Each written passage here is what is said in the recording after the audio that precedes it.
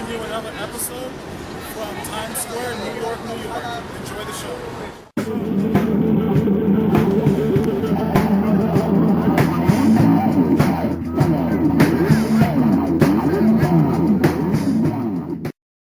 Hey guys, Tom from Classic Plastik here, bringing you another episode. And today's episode has tons of titles and even a really cool console and something you don't find every day. So let's jump right in. My first find, it wasn't really a deal because I paid face value for it, but it's this really cool Legend of Zelda Wind Waker series collector's puzzle. It was $10.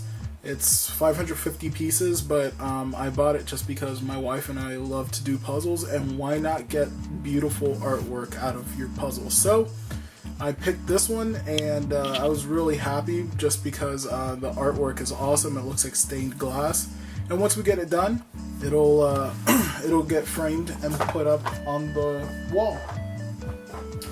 The next couple of titles are kind of mixed. The first one I found for a very decent price is Populous on the Super Nintendo. This is very similar to almost like Sims. I haven't played it too much, but from what I've played, it's an awesome title.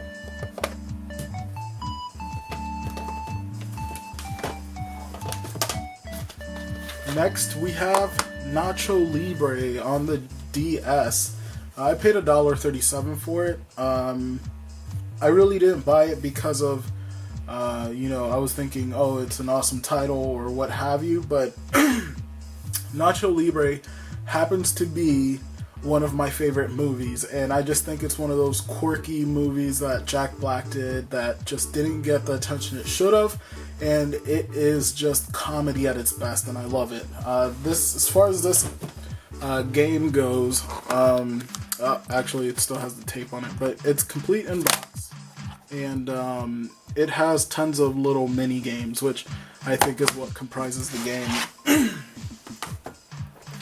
The next title I got is Krusty's Super Fun House on the Genesis, and it features The Simpsons, and I got this for about $8. I actually went to this retro gaming store called Cartridges Galore, and they had a buy one get one free deal throughout the day, so I stopped by and got a couple titles that I needed. The next game I actually got from GameStop, and that is Mini Ninjas. Mini Ninjas is one of those hidden gems on the Wii. It's tons of fun. I remember reading about it when it was going to come out, and it's just a really cool game. It's complete in box. Definitely check it out. The next game is actually a pretty rare game. It's going for quite a bit of money now, so this is a heads up to you collectors, and that is the Munchables on the Wii. This game is very similar to Katamari, where you have to eat things to get bigger. I stopped in at a retro gaming store, and they had this title for $40. Yes, $40. So I thought, why not check GameStop? At GameStop it was $2.90. Unfortunately, I only have the disc, but I'll be looking out for the case, as this game is starting to climb in price.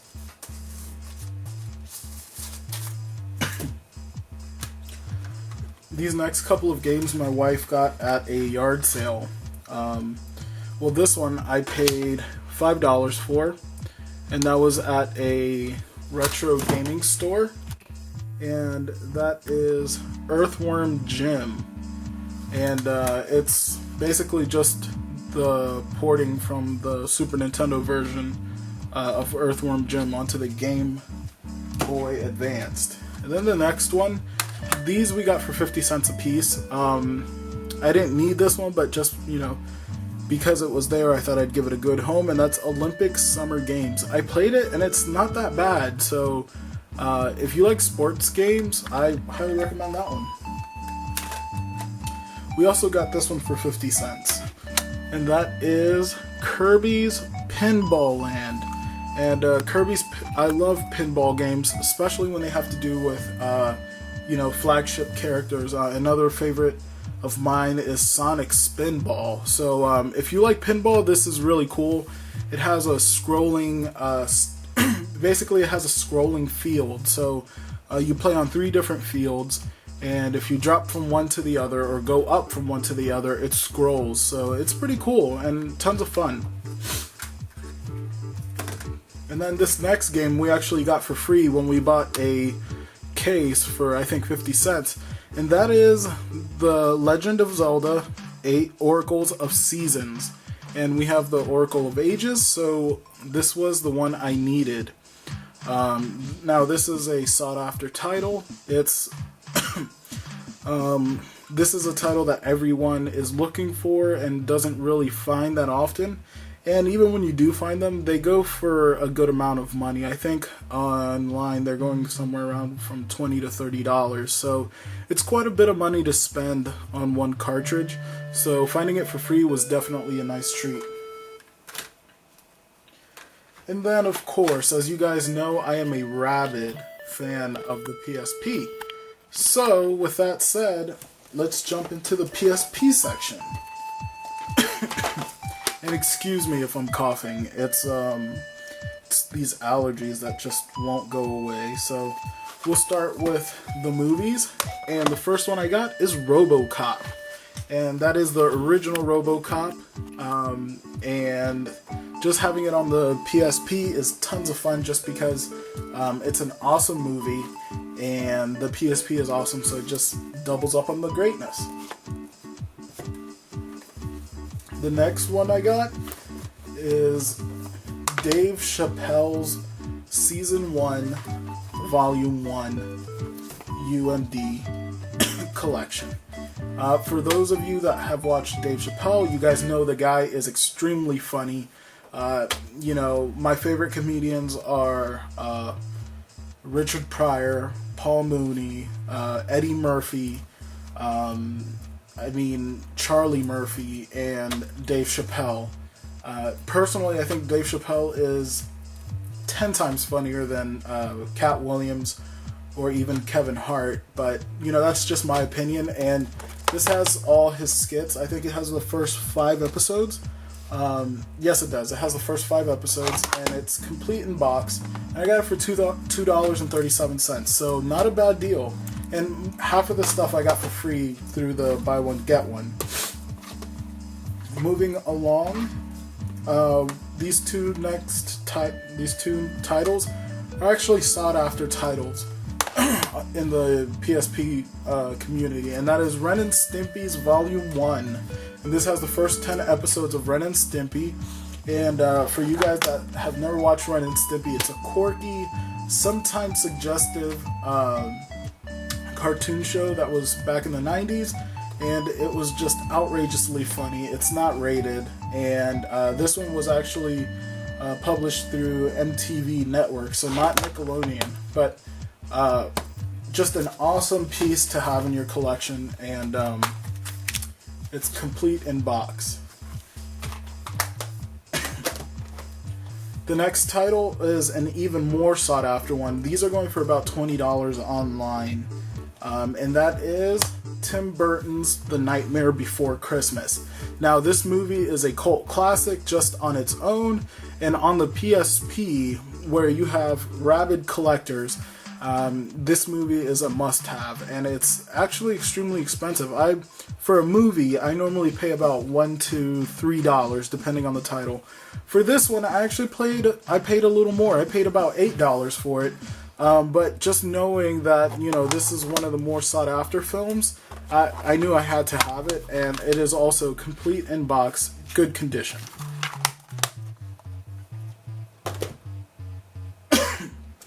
The next game I actually got through GameStop for about $4, and I bought it because you can make your own beats. I've played with it a little. It's a little on the complicated side, but once you start learning it, it's not so bad, and that is Beaterator featuring Timbaland, and it's disc only, and basically you make your own beats on the PSP, you play around with different loops, and you just make your own music, so it's pretty cool.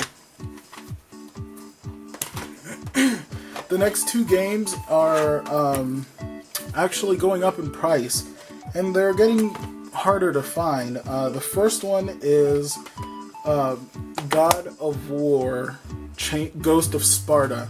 Now, the one that everyone comes into contact with is God of War Chains of Olympus.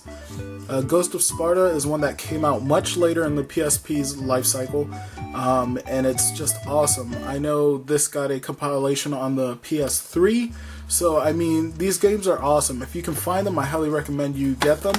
But basically, this pushes the PSP to its limit. I mean, the game is colorful, it's in-depth, it has some awesome graphics. I highly recommend it to any God of War fan. And I just love this artwork, you know, where you can see Kratos' red marks, and he just looks really, really angry. So I got this for $5.37, which was an awesome deal just because, in all honesty, this game in GameStop normally goes for about $15, so I paid 30% of what it's going for, and I can't complain.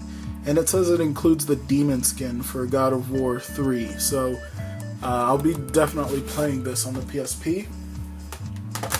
And then, lastly but not least, this game is actually pretty rare now, is Spectral Souls. This is a disc only. I bought it for about $5, but online it's going for, I think, $20 or $30. And Spectral Souls is a game released by NIS, and it's in its original case, but it's disc only. So I'll be looking out for that copy. Now, for some of you, you may know that there's titles on the Xbox 360 that are fairly rare, and with them being fairly rare, prices go up and they start disappearing. And one game that happened to was Too Human. Too Human was in the making for 10 years. It was supposed to be the end all to all games. It was supposed to be, just like this absolutely stunning masterpiece. It caved under its own weight in publicity and just did not deliver. These games were going for about 97 cents. I have a couple of copies of it, but finding the case is extremely hard. People were buying them left and right at 98 cents a piece. I bought mine for a little more. I bought it for like $4 or $5, but basically these copies were taken off store shelves. Now, there might be a couple of stores that still have these copies, and it's not because they didn't pay attention to, their orders or whatever. It's just people are trading them in.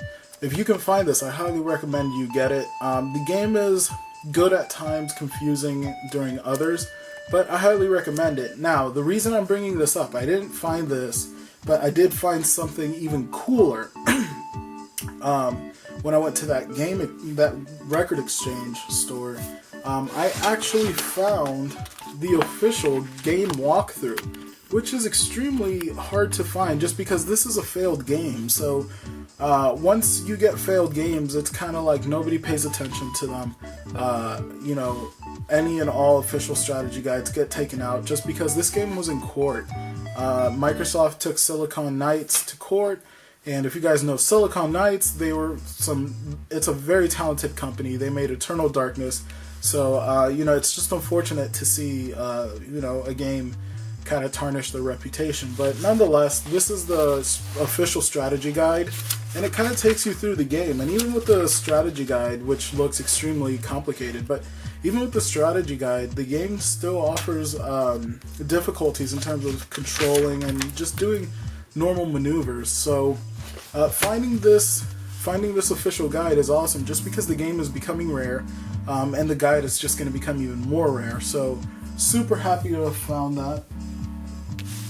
And ladies and gentlemen, last but not least, I got this through a trade, and it wasn't even intentional. I just came across it, I liked it, and it just so happened that the trade that I was putting in happened to be enough to trade for it even, and I traded Mario Kart 64 and then Ranma in Half, which is a Super Nintendo game. It's kind of obscure, borderline rare, but I wasn't playing them. I had doubles, and I traded it in, and it just so happened that it was enough to get this SpongeBob SquarePants Game Boy Advanced SP. And for you guys that know Game Boy SPs, the SpongeBob and the Pikachu ones are the two rarest handheld consoles for the Game Boy lineup.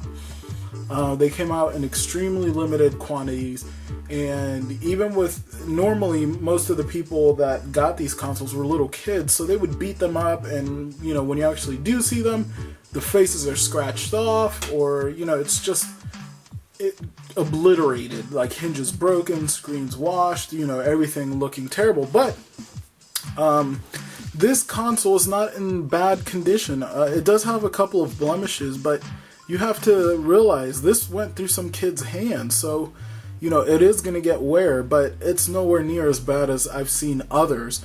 The colors are still vivid. SpongeBob's face is perfect.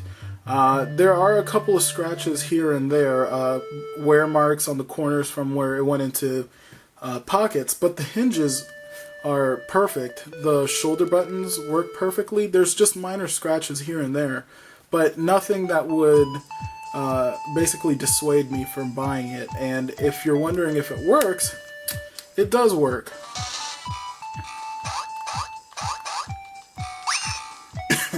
And I'm playing Earthworm Jim on this, just so you guys can see that, you know, this is awesome. You can see even the inside of the Game Boy still follows the theme of SpongeBob. You have your yellow color with a lighter, I guess, a light green or dark yellow accent buttons. So you have your face buttons are this darker yellow or green, whatever you like. And there's a silhouette of SpongeBob on this side. It's just completely awesome. It's the sought after console because it gets brighter or it gets darker, so it's the better one. And the speaker works perfectly. And just to show you it works,